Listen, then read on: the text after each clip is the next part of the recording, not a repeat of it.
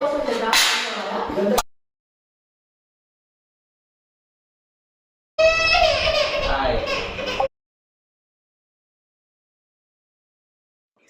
అండి, welcome back another vlog. ఎలా ఉన్నారు కామెంట్ చేసి చెప్పేయండి. కొత్తగా ఎవరైనా చూస్తున్నట్టయితే సబ్స్క్రైబ్ చేయండి, లైక్ చేయండి.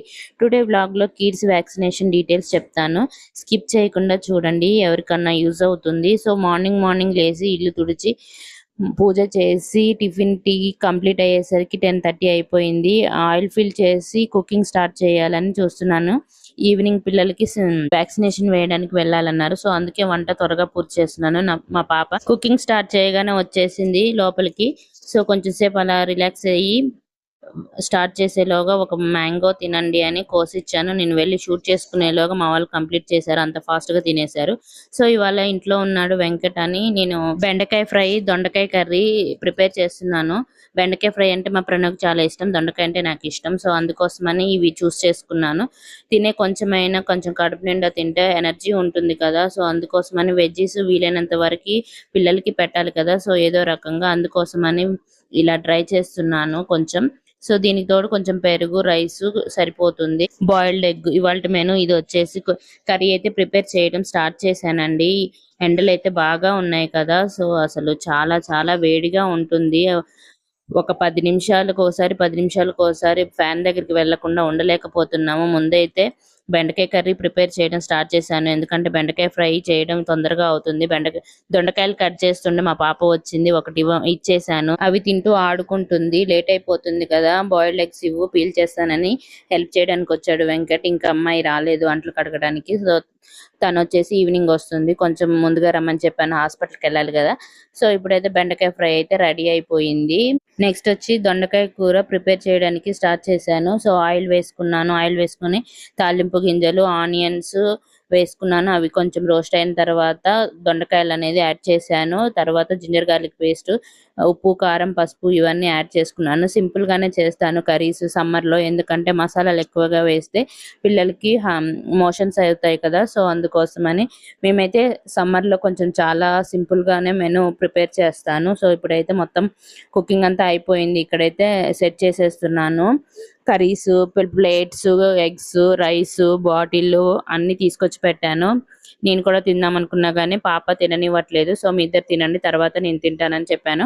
సో మా ప్రణవ్కి ఎప్పుడు టీవీలోనే తలకాయ ఉంటుంది. చాలా వరకు సమ్మర్ లో పిల్లలందరూ ఇలాగే ఉంటారు, మా వాడు మాత్రం ఇలాగే ఉన్నాడు. నాకు కామెంట్ చేసి చెప్పండి. సో ఇప్పుడైతే రైస్ తిన్న తర్వాత పెరుగు కూడా వేసుకొని రైస్ తిని వెంకట్ అయితే కంప్లీట్ చేశాడు. మా పాప పెరుగన్నం అంటే చాలా చాలా ఇష్టము. నా దగ్గర నుంచి నేను వెళ్ళనివ్వట్లేదని చూడండి ఎలా అరుస్తుందో. తినడం తక్కువ, పడేయడం ఎక్కువ, అండ్ గెలకడానికి ఎక్కువ. ఇప్పుడు వాళ్ళ అన్నయ్య దగ్గరికి వెళ్ళింది చూడండి, వాడు పెట్టనివ్వట్లేదని మళ్ళీ ఇటు బ్యాక్ సైడ్ వస్తుంది. సో చూడండి ఎలా చేస్తుందో. ఇప్పుడైతే నేను కంప్లీట్ చేస్తున్నాను. వెంకట్ పాపని తీసుకున్నాడు, అయినా సరే నేనేం చేస్తున్నానని చూడడానికి కంపల్సరీ వస్తుంది. బట్ వాళ్ళు రాలేదు, ఎందుకో తెలియదు. సో నాదైతే కంప్లీట్ అయిపోయింది.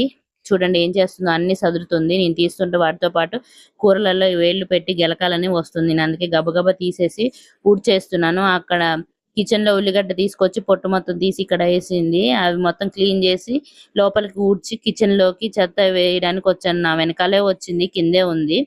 సో ఇప్పుడైతే కిచెన్ మొత్తం క్లీన్ చేస్తున్నాను, ఎందుకంటే ఈవినింగ్ టైంలో బయటికి వెళ్తున్నాను కదా. మళ్ళీ నైట్ వచ్చేసి ఓన్లీ రైసే పెట్టేస్తాను, కర్రీస్ ఉన్నాయి ఆల్రెడీ. సో అందుకని ఇప్పుడే క్లీన్ చేసుకుంటున్నాను కిచెన్.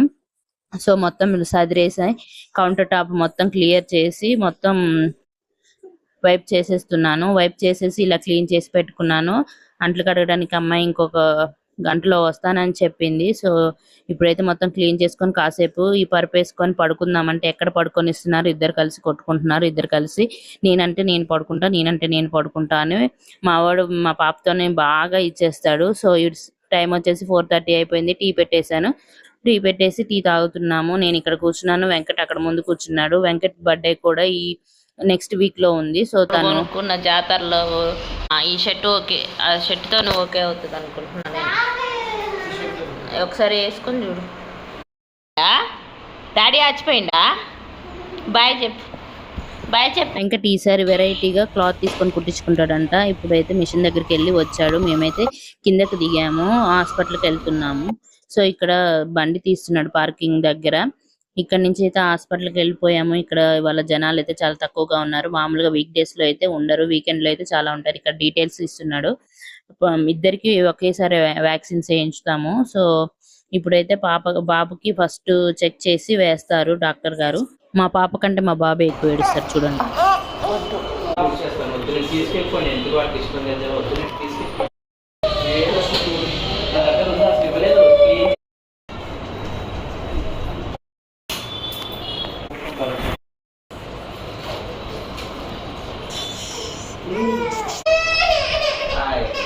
వ్యాక్సిన్ వివరాలు చెప్తానన్నాను కదండి. చూడండి, మా పాపకి 10th మంత్ రన్ అవుతుంది. ఇప్పటివరకు మేము వేయించిన వ్యాక్సిన్స్ ఎవరికైనా కావాలంటే స్క్రీన్ షాట్ తీసుకోండి.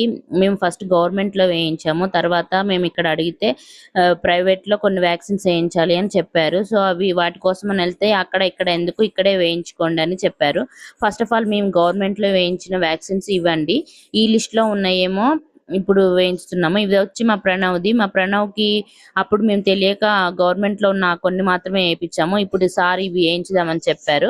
మా బాబు ఏజ్ వచ్చి 8 years. ఎవరికైనా యూజ్ అయితే ఏమో తీసి పక్కన పెట్టుకొని వేయించుకోండి. ముందు వేయించకపోయినా ఇప్పుడు వేయించవచ్చండి. స్కిప్ చేయకండి పిల్లలకి. సో అవి ఇప్పుడైతే చాలా చాలా మంచిది వేయించడము. ఎందుకంటే చూస్తున్నాం కదా, ఏది వస్తుందో ఏది పోతుందో తెలియట్లేదు. ముందు ముందు ఎలా ఉంటుందో తెలియదు. వ్యాక్సిన్ రూపంలో మనం సేవ్ చేస్తే పిల్లలకి అది కాపాడుతుందని నమ్ముతున్నాను నేను.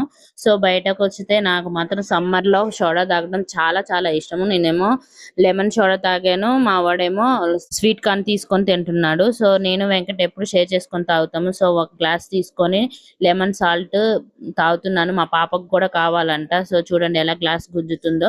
సో ఇక్కడైతే మేము సోడా తాగి కంప్లీట్ చేసుకొని ఉన్నాము. మా ప్రణవ్ది ఇంకా తినడం కాలేదు, కానీ ఇక్కడ లైటింగ్ వెళ్తురు మాత్రం చాలా బాగుంది.